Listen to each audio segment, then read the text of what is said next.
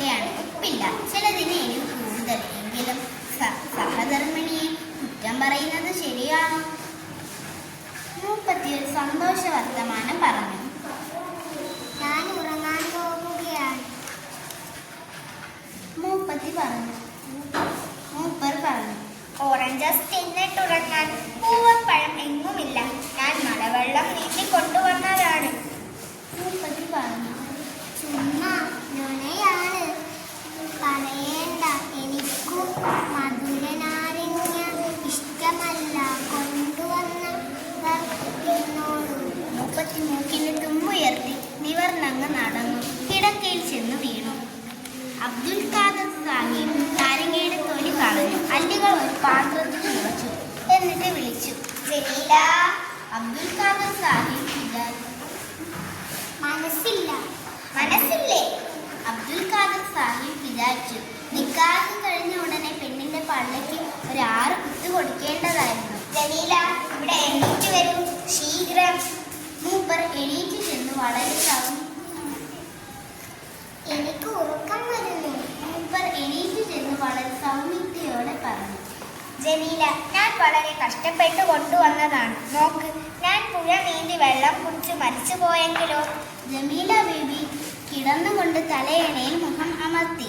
ജമീല മുഖം അല്പം തിരിച്ചു. ഞാൻ പറഞ്ഞത് പൂവൻ പഴമാണ്.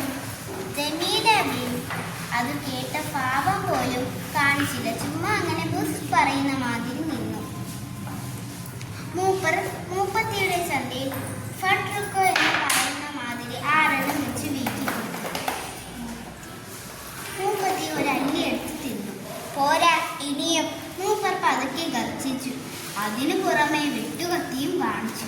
കണ്ടോ, കാച്ചിക്കളി തിന്നു.